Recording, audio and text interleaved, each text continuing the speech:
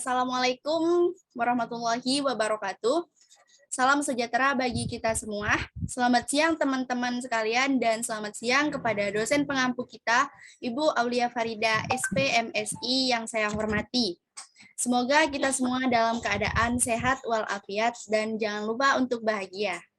Puji syukur marilah kita ucapkan kepada Tuhan Yang Maha Esa, serta sholawat dan salam yang tak lupa kita curahkan kepada Nabi Muhammad SAW.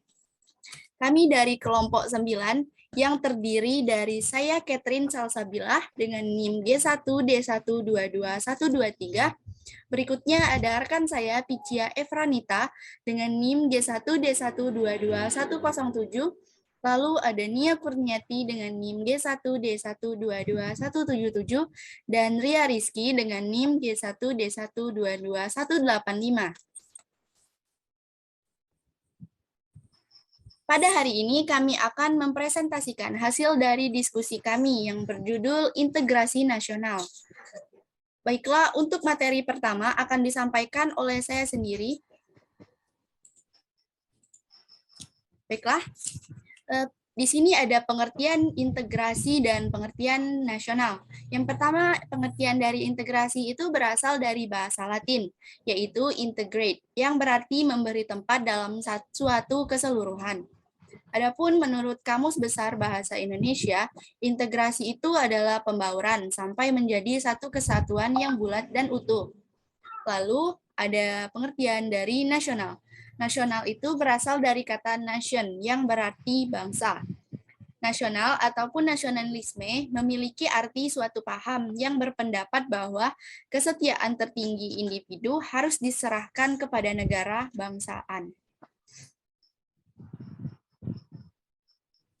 Jadi, dapat kita pahami bahwa integrasi nasional itu adalah proses persatuan wilayah yang di dalamnya terdapat sebuah perbedaan. Perbedaan tersebut meliputi suku, budaya, bahasa, ras, agama, dan faktor kebangsaan lainnya. Dari segi antropologis, integrasi nasional itu adalah proses penyesuaian diri dengan berbagai faktor budaya untuk mencapai keselarasan fungsi-fungsi yang ada dalam kehidupan masyarakat.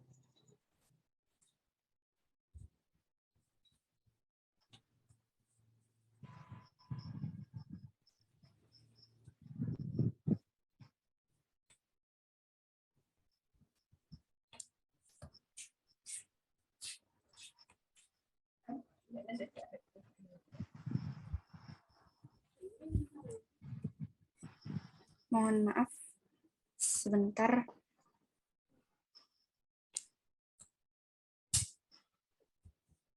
Di sini PPT-nya tidak bisa dipencet. Mohon maaf, teman-teman.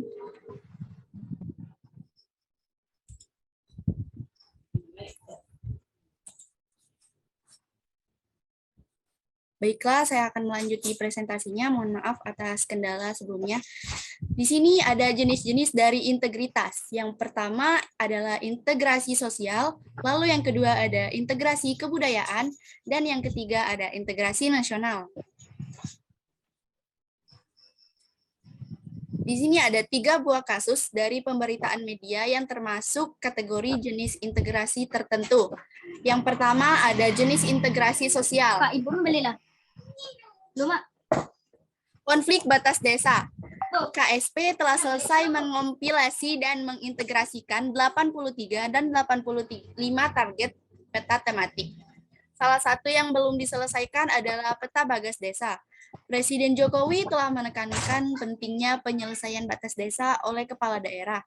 Itu banyak batas desa yang belum disepakati dikarenakan keberadaan sumber daya alam tertentu, yaitu ada lahan pertanian ataupun perkebunan individu yang terpencar, dan salah kaprah tanah ulayat sebagai batas desa.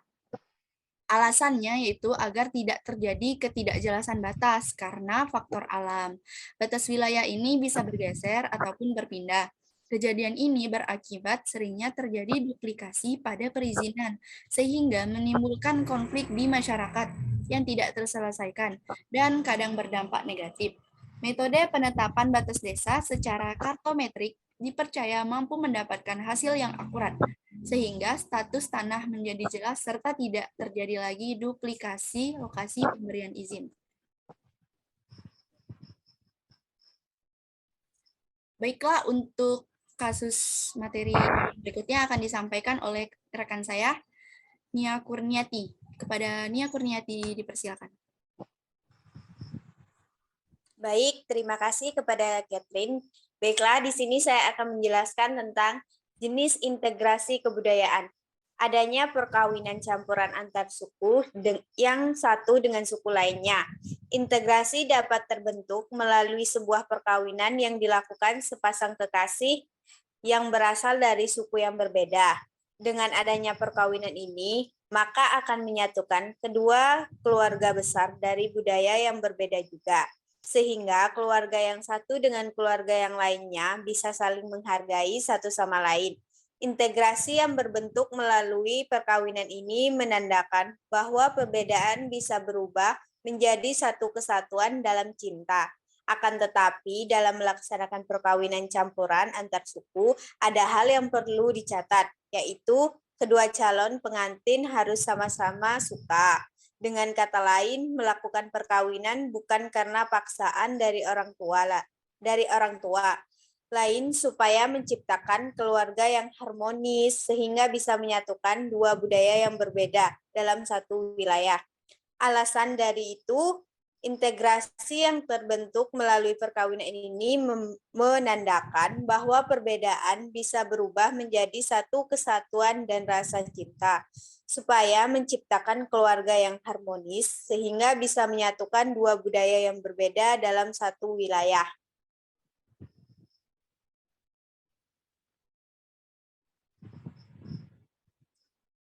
Lalu jenis integrasi nasional.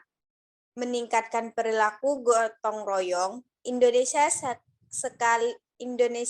sekali dengan kehidupan masyarakat yang senang hidup bergontong royong. Bahkan kehidupan gotong royong ini sudah ada sejak zaman penjajahan, sehingga bisa dikatakan bahwa perilaku gotong royong menjadi salah satu faktor terbentuknya integrasi antar anggota masyarakat. Perilaku gotong royong bisa membangun rasa solidaritas sehingga setiap anggota bisa hidup damai dan bahagia. Perilaku gotong royong yang ada di Indonesia biasanya dapat kita lihat ketika ada kumpulan anggota masyarakat pada suatu wilayah yang sedang membangun suatu fasilitas seperti jembatan, tempat ibadah, jalan, dan sebagainya. Suatu pembangunan yang dilakukan dengan gotong royong akan mudah diselesaikan, sehingga anggota masyarakat setempat bisa merasakan fasilitas yang dibangun lebih cepat. Nah, alasan dari itu, perilaku gotong royong menjadi salah satu faktor terbentuknya integrasi antar anggota masyarakat. Misalnya membangun tempat beribadah dengan adanya pembangunan yang dilakukan dengan gotong royong akan mudah diselesaikan.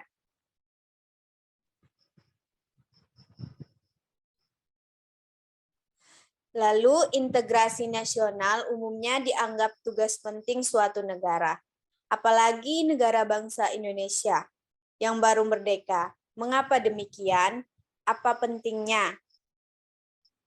Karena dari integrasi nasional dapat mempersatukan perbedaan-perbedaan yang ada di Indonesia, sehingga tidak adanya konflik perpecahan yang terjadi karena perbedaan semata.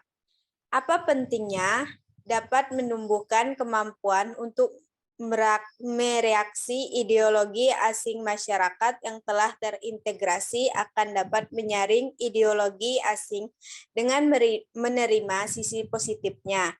Sedangkan sisi negatifnya dibuang, menumbuhkan kemampuan untuk dapat mencegah dominasi ekonomi negara, apalagi negara bangsa nation state yang baru merdeka. Integrasi nasional dianggap tugas penting suatu negara karena usaha dan proses mempersatukan perbedaan yang ada pada suatu negara, sehingga terciptanya keserasian dan keselarasan secara nasional yang menjadi hal yang sangat penting bagi negara yang baru merdeka.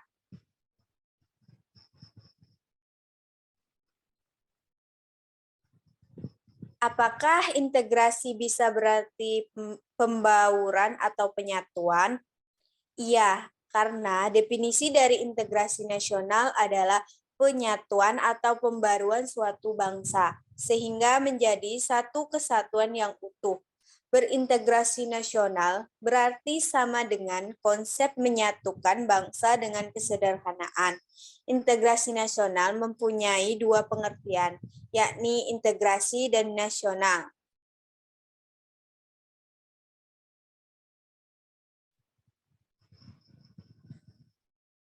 Apakah istilah nasional bisa disamakan dengan istilah bangsa?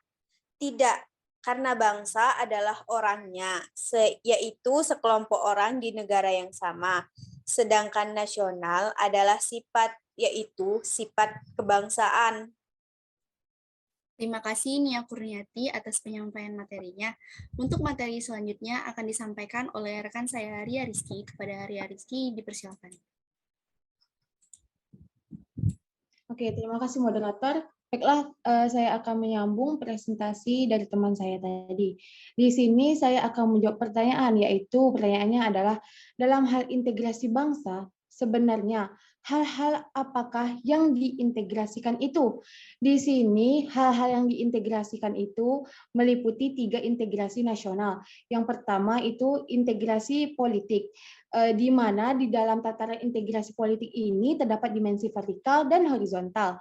Dimensi yang bersifat vertikal ini menyangkut hubungan elit dan massa, baik antara elit politik dengan massa pengikut, atau antara penguasa dengan rakyat guna menjembatani celah perbedaan dalam rangka pengembangan proses politik yang berpartisipatif. Dimensi horizontal menyangkut hubungan yang berkaitan dengan masalah teritorial antara daerah, antara suku, umat beragama, dan golongan masyarakat di Indonesia. Kemudian yang kedua ada integrasi ekonomi. Nah, integrasi ekonomi ini berarti terjadinya saling ketergantungan antara daerah dalam upaya memenuhi kebutuhan hidup rakyat. Adanya saling ketergantungan itu menjadikan wilayah dan orang-orang dari berbagai latar akan mengadakan kerjasama yang saling menguntungkan dan sinergis. Di sisi lain, integrasi ekonomi adalah penghapusan atau pencabutan hambatan-hambatan antara daerah yang memungkinkan ketidaklancaran hubungan antara keduanya. Misal, peraturan, norma, dan prosedur atau pembuatan aturan bersama yang mampu menciptakan keterpaduan di bidang ekonomi. Kemudian yang ketiga ada integrasi sosial budaya. Integrasi ini merupakan proses penyesuaian unsur-unsur yang berbeda dalam masyarakat sehingga menjadi satu kesatuan. Unsur-unsur ini berbeda karena dapat meliputi ras, etnis, agama, bahasa, kebiasaan, sistem nilai, dan yang lain-lainnya.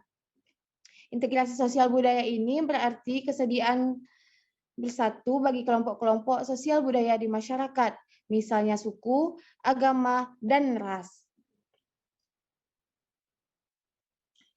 Oke, kemudian saya akan menjawab pertanyaan, mengapa setiap bangsa memerlukan integrasi? Nah, di sini kita kembali lagi kepada awal, apa itu artinya integrasi? Integrasi sendiri artinya adalah penyatuan. Maka setiap negara perlu bersatu agar menjadi negara yang berdaulat dan tidak terpecah belah oleh gangguan negara lain. Kemudian apa yang terjadi seandainya negara tersebut tidak berintegrasi? Nah, di sini dampak yang akan terjadi apabila negara tersebut tidak berintegrasi adalah pertama, negara tersebut akan mengalami konflik. Yang kedua, kurangnya persatuan dan kesatuan negara tersebut. Dan yang ketiga, muncul berbagai macam ancaman, gangguan, dan hambatan baik yang datang dari dalam maupun dari luar. Nah, ketiga ancaman tersebut akan menyebabkan perpecahan. Jadi kunci dari permasalahan tersebut adalah perpecahan.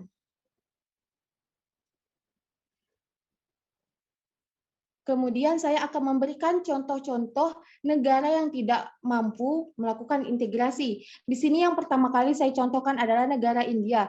Negara India ini tidak mampu melakukan integrasi. Hal ini diakibatkan disintegrasi bangsa orang yang menderita karena penghinaan, pertentangan fisik, perkelahian, tawuran, kerusuhan, revolusi, bahkan perang.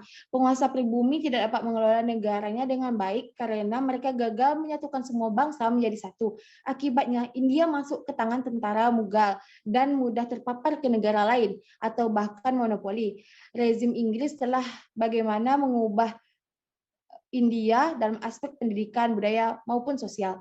Kemudian contoh yang kedua adalah negara Myanmar. Negara ini mengapa dikatakan tidak mampu melakukan integrasinya karena negara ini tidak bisa membatasi kaum Rohingya. Kemudian yang ketiga ada negara Filipina. Negara ini tidak mampu melakukan integrasinya, dibuktikan dengan pemerintah Filipina ini melarang Muslim Moro untuk beribadah. Nah, yang kemudian ada negara Cina. Negara Cina ini tidak mampu melakukan integrasinya, bisa dilihat dari negara Cina yang melarang umat Muslim untuk melakukan ibadah. Nah, sekian penjelasan saya kembalikan lagi kepada moderator. Baiklah, terima kasih Ria Rizky atas penyampaian materinya. Untuk materi selanjutnya akan disampaikan oleh rekan kita, Picia Efranita. Kepada Picia Efranita, dipersilakan. Terima kasih moderator.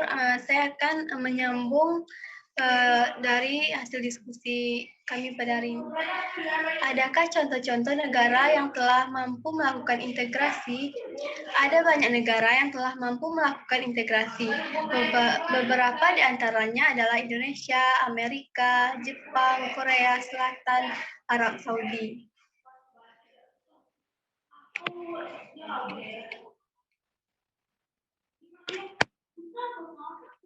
Faktor-faktor yang menjadikan bangsa Indonesia bersedia berintegrasi sebagai satu negara bangsa. 1. Bangsa sejarah yang menimbulkan rasa senasib dari seperjuangan masyarakat Indonesia. Keinginan untuk bersatu di kalangan bangsa Indonesia yang dinyatakan dalam Sumpah Pemuda yang pada tanggal 28 Oktober 1928.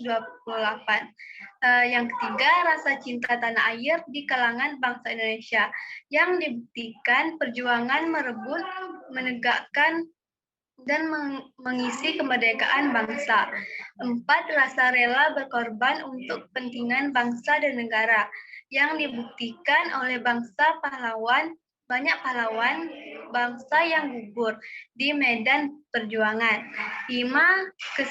Kesepakatan atau konsensus nasional yang perwujudan proklamasi kemerdekaan, Pancasila dan Undang-Undang 1945, bendera merah putih, lagu kebangsaan Indonesia Raya, bahasa kesatuan bahasa Indonesia. 6. Adanya simbol kenegaraan dalam bentuk Garuda Pancasila dengan semboyan Bhinneka Tunggal Ika yang artinya berbeda tetapi tetap satu. 7. Pengembangan budaya gotong royong yang merupakan ciri khas kepribadian bangsa Indonesia secara turun-temurun.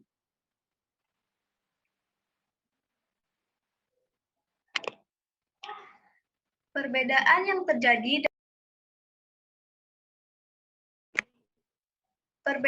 yang terjadi dalam diri bangsa Indonesia sebelum dan setelah proklamasi 17 Agustus 1945, sebelum terjadinya proklamasi Indonesia, kondisi Indonesia sangat sengsara karena masih dijajah oleh negara-negara lain seperti Belanda dan Jepang karena Indonesia masih belum merdeka.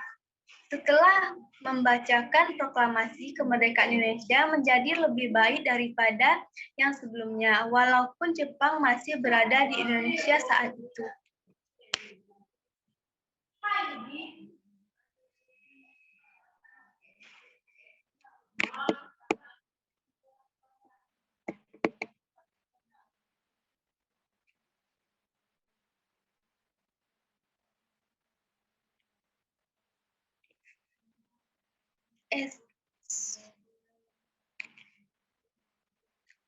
Esensi dan urgensi dari integrasi nasional. Esensi dan integrasi nasional adalah upaya menyatukan keragaman bangsa Indonesia dalam sebuah kesatuan yang utuh yang menjadi perwujudan konsep Bhinneka Tunggal Ika. Urgensi integrasi nasional adalah bentuk kesadaran bangsa Indonesia untuk bersatu secara mutlak agar membentuk sebuah negara bersatu dan utuh.